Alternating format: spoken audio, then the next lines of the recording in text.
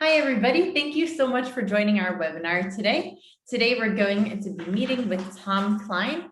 Tom is the lead consultant and founder of Better Vantage Point, which is a risk mitigation consultancy for dealerships. So, Tom, can you tell me a little bit about yourself and what you do? Well, thanks for having me. Great to be here. What I do is I help dealerships make sure that the money they make is the money they keep.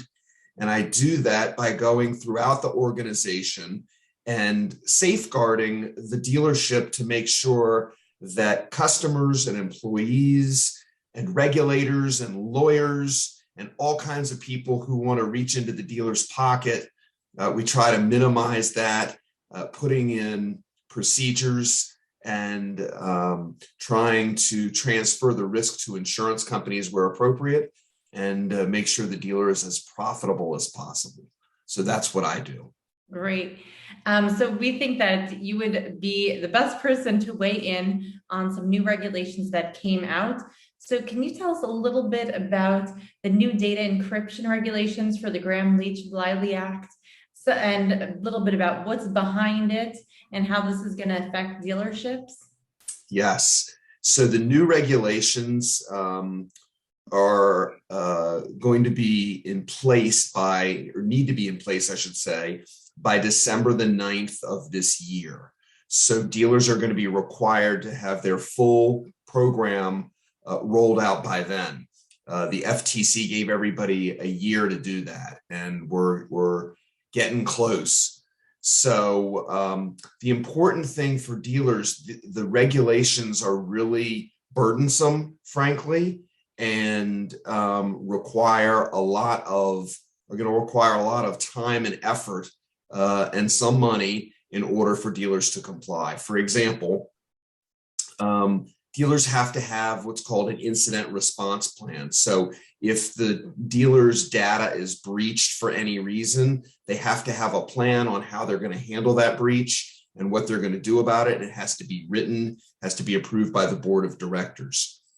All the data, you ask specific questions about the data, all customer information, or PII, personal information, has to be encrypted.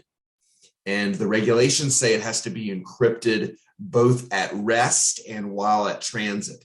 And that is complicated because dealers have so much data going in and out of their DMS to all the different widgets and all the different marketing items, marketing companies that they do business with. I've seen, it's not unusual to have 20 or 30 of them on a dealer's website. So all that data has to be encrypted. That's going to be a big job. They have to have endpoint protection so that they know whether there's been a breach at any of the computers. So all the computers at the dealership have to be tied into one central location so that someone can monitor them. Has to be cybersecurity training on an annual basis. I mean, the list goes on. It's quite an extensive list, Leor. Oh, so it sounds like actually it really requires the entire dealership to be on board, not just one or two people. So how do you even manage to get all employees on board to prevent data leakage? So you have to have a robust IT program where all the computers are monitored and anything unusual is dealt with right then and there. So you're also required to have logs and keep logs and make sure that all of that is being actively handled. So that's number one. Number two, I mentioned cyber training. That goes for phishing.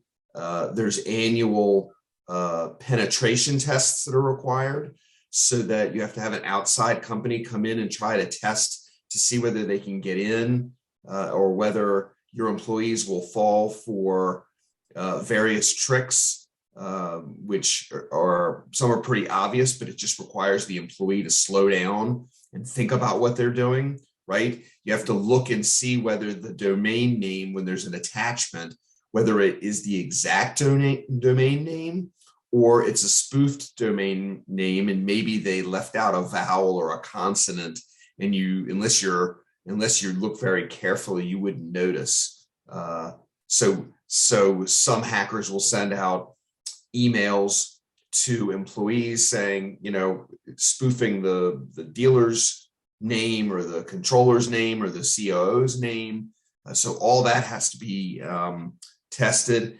And then vulnerability tests are also part of that. So is there any part of your system that's vulnerable to these attacks? So really quite lengthy, Leor. Okay. Now, so dealerships don't exist in a bubble, right? So they're constantly working with the lenders. Is there any way that lenders can help dealers spot signs of fraud, or vice versa? In what ways can dealers and lenders support each other, or dealers with other dealers?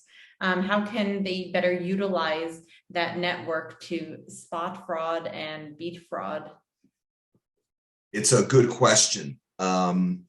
I don't know that there's any direct way that lenders can support dealers in this particular arena. But I think dealers can support lenders a little bit more by using tools that are out on the market. For example, Lightico is one of them, which helps authenticate that the person who's buying the car is actually the person who is buying the car, and it's not synthetic fraud. For those who are watching today, synthetic fraud is where somebody's ID can be amalgamated based on lots of different other identities, and they'll pull them all together and it'll be a synthetic person, not a real person. And that type of thing happens all the time. So using tools like Lightico, which will help dealers process stipulations without sacrificing the fact that it's compliance, and compliance is sometimes perceived as being burdensome. So there's tools like that. There are other tools out on the market that will help a dealer to consolidate their data and protect it so that they own it. And that's not how it's done right now. Most of dealer data is housed in another place, but they can take control of their data by, for example, getting an Amazon account, and that will help encrypt it both ways, coming and going. So there are tools out there that will help with the problem. It'll help prevent fraud. It'll help dealers encrypt their data and get more control of it. But again, implementing these tools isn't something you can snap your fingers and make happen overnight. It's going to require, a little bit of time to take care of. Mm-hmm. Yeah, absolutely.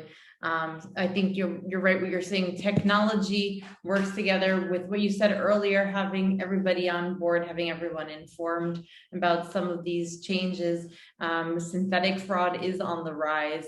Are there any other trends that you're seeing? Obviously, this new regulation didn't come out of anywhere. So the regulators are seeing a rise in certain types of fraud. You mentioned synthetic fraud.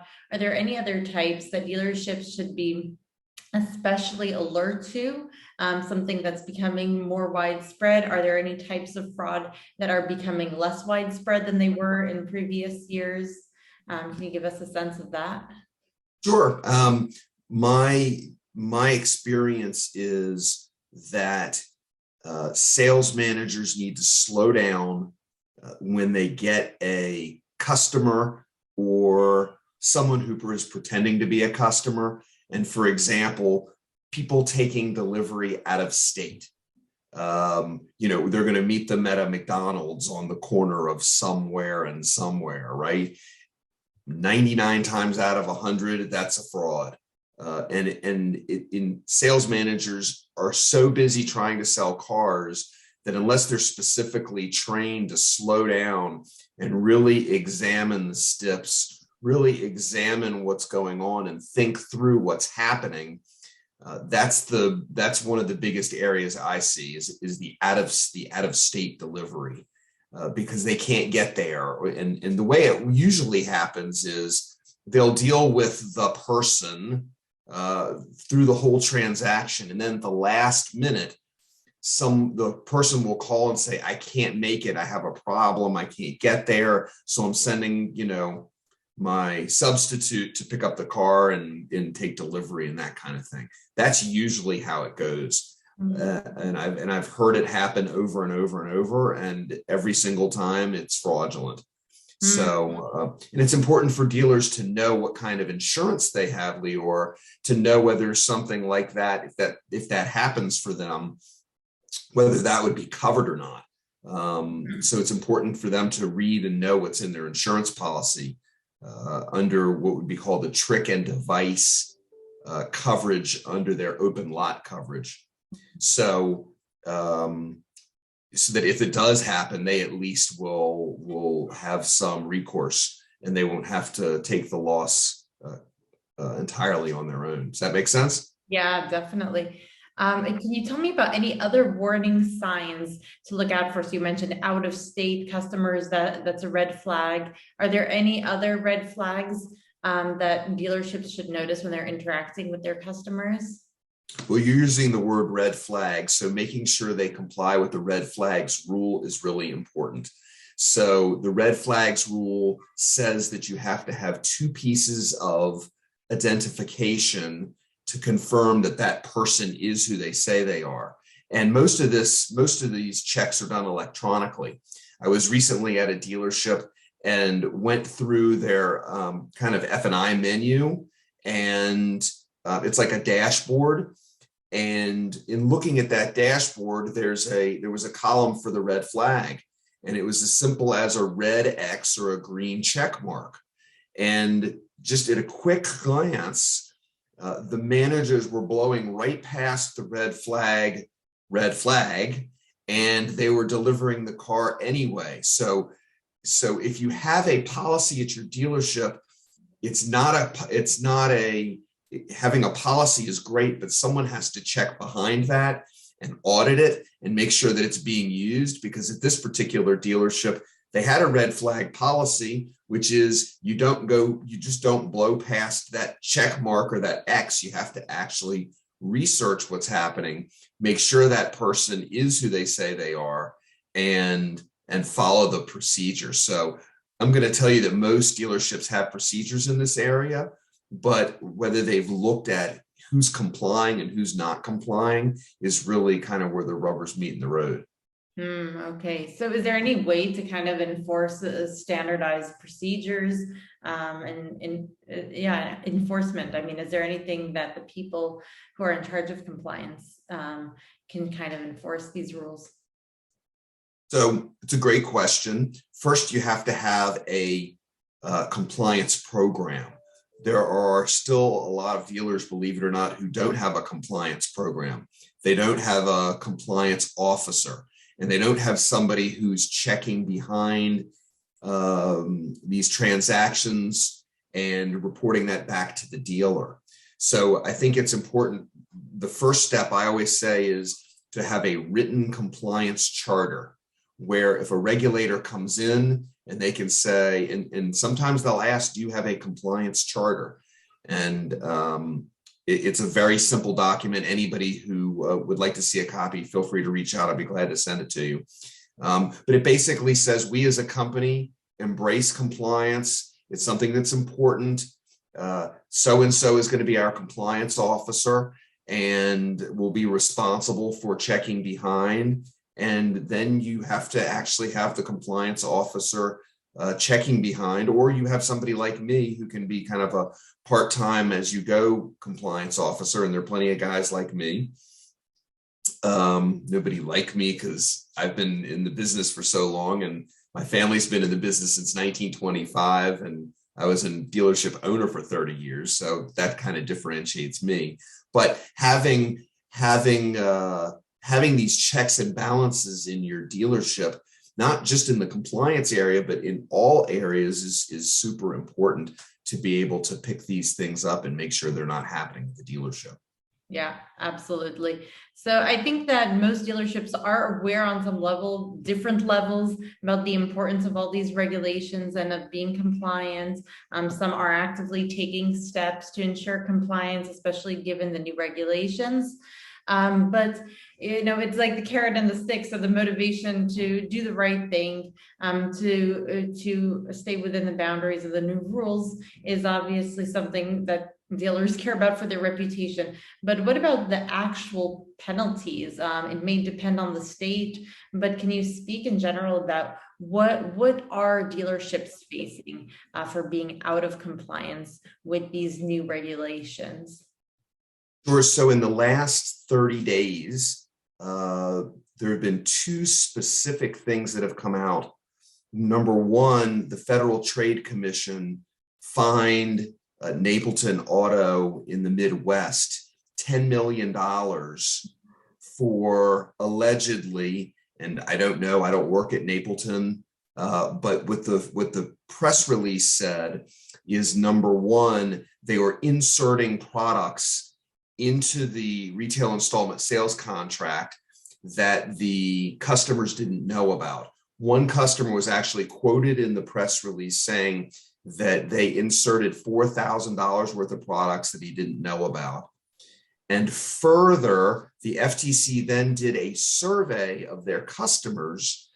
And in the press release, it said that 83% of the customers said that they inserted products Wow. into their loans. And that further it was alleged that they were discriminating against a minority. And so those two things led to the $10 million fine. From a compliance perspective, the way I read into that was that, taking the product stuffing as an example, if they had I assume they didn't have some basic compliance tools in place, because, for example, if your billing department, when they're billing and booking the deal in the accounting office, could check to see that the buyer's order matched a menu, which the menu shows you accept or reject all these products, which would match the retail installment sales contract. Those three documents it's kind of a basic compliance check. We talk about checks and balances. Having the billing clerks being able to check those three documents to make sure they're all the same. That would be one way that you could ensure that the customers aren't saying that there was product stuffing, because there would be a menu there that says, I accept these, I reject these, and that would be echoed both on the buyer's order and the retail installment sales contract. So that is one way that you can take a basic compliance approach to have your billing department check to make sure that things like that don't happen. Another example that just came out last week was the company Vroom, VROOM, which is a publicly held company, was sued by the state of Texas, the Attorney General in the state of Texas, for all kinds of deceptive acts and practices, because they weren't taking care of customer problems. Very simply, I read the lawsuit, and it's lengthy and goes into tremendous detail, but the basis of it was they didn't take care of the customer problems when the customers were bringing up problems. And having a mechanism at your store to handle customer problems is really one of the first places that I start when somebody hires me to say, how do I make sure I don't have problems at my dealership? And I always say the same thing, which is dealership problems start on two legs. They're either customers or they're employees. And if you're taking care of your customers and you're taking care of your employees, you're going to mitigate 80% of the problems that you have. But in this case, there were thousands of customers, not 10 or 15 or 100, but thousands of customer problems that were registered against Vroom, which is why the Texas Attorney General's office got involved. So it's unknowable how much penalty that will create for Vroom, but it isn't going to be a small number, I can promise. I could imagine. Wow. So definitely there's lots of incentive for dealerships to stay in compliance, to take these regulations seriously. And as you said, Tom, the combination of the right technology, auditing software, different tools, as well as having a compliance officer, a team that's informed on best practices, getting everybody on board is so, so important. And just an attitude to think generating an attitude, a spirit among all people in the dealership of putting the customer first, taking care of the customer, worrying about the customer. You're also worrying about the dealership when you do that. So there's parts of it is just putting the customer first. It has to be a couple things, actually, a follow-up. Number one, it's really important to have a culture of compliance. And without that culture, it's really hard to keep all these balls in the air, and you're going to drop one and you're going to have a problem. I was also reflecting back on your question about synthetic fraud, and a good example of how to handle that and make sure that doesn't happen is Lightico, as I'm sure you know, has a ID verification program, right? So technology can be used to help solve some of these problems and make sure they don't happen. But I think it's important, not in going back to the compliance of culture for a second, the culture of compliance. It's important to have, where that starts is handling customers and handling problems and getting them handled, starting with the online complaints, because a lot of complaints start online. And if a dealership is monitoring properly their online complaints and responding properly, and I don't mean having a third party do it, I mean, if somebody posts a problem, you get that customer into the dealership and you fix it. That's what reputation management is. I call it reputation mitigation, because you're really mitigating a problem, right? It's not, and it's really a twofer, because not only are you mitigating a problem, but everybody reads reviews before they buy a car. So you're also signaling to the buying public that if there is a problem, you're going to fix it. And that makes the buying public feel great. So this is an example where compliance and sales really do meld nicely together. I think there's too much in a lot of dealers' minds. I think they think compliance and selling are really opposite forces, but in a lot of instances, they're really not. Yeah, and like you mentioned, something like ID verification, this is a tool that Lightico has. There are other companies that offer similar. The idea is that today you have this photo ID that can be easily matched with a customer's selfie. Customer can just take a selfie, a customer takes a picture of their photo ID, the algorithm does the match. Facial recognition technology in general has, at this point, has reached over 99% success rates. So it's something intuitive for customers to do just on their mobile phone. They can even do it before they show up at the dealership. So as you said, Tom, it doesn't have to interfere with the sales process. It can be part of a very streamlined and efficient sales process, actually, that the customer barely feels that this is compliance, because it just takes a couple of seconds. It doesn't even require showing up at the dealership to get a customer's identity verified on that level, as well as other types of documents that can be authenticated also digitally. There's really no end to how much can be done remotely and digitally in the name of compliance. So all of it serves sales goals and reputation goals of dealerships. You're absolutely right. I mean, the customer experience is so important, Leor, in terms of how they feel the transaction went.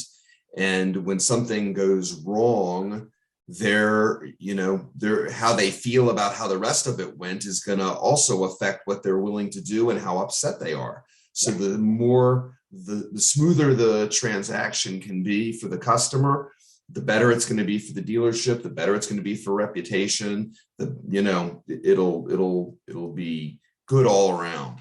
Yeah, absolutely. Everybody wins. So Tom, if you have anything else that you want to add, I think we're heading towards the end of our time.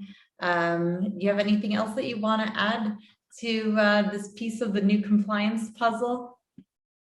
Not really. I appreciate being on. Thank you for having me. Thank you so much for joining. I think dealerships are going to get a lot out of this, and there are changes coming up, but there is some time to make these changes. It's certainly not too late, and no better time than now to start making the changes to the leadership, to the technology, to the procedures, and most important is the dealership culture, as you said, a culture of compliance. So important. Everything follows after that. If you have a culture of compliance, everything will fall into place and people will be motivated to get those processes and technologies into place. So thank you very, very much, Tom, for shedding light. And for everybody listening, we're going to send this webinar recording to you by email. And we're also going to send you now an experience so you can get a sense of what it would be like to be a customer, an end customer on the receiving end of some of these compliance boosting technologies that we've talked about, ID verification, and also we have e-signature. All of this is meant to help foster data protection, compliance, and also efficiency so that you don't compromise on efficiency when you're boosting your compliance stature. So thank you everybody for joining us, and we'll see you next time. Thanks so much.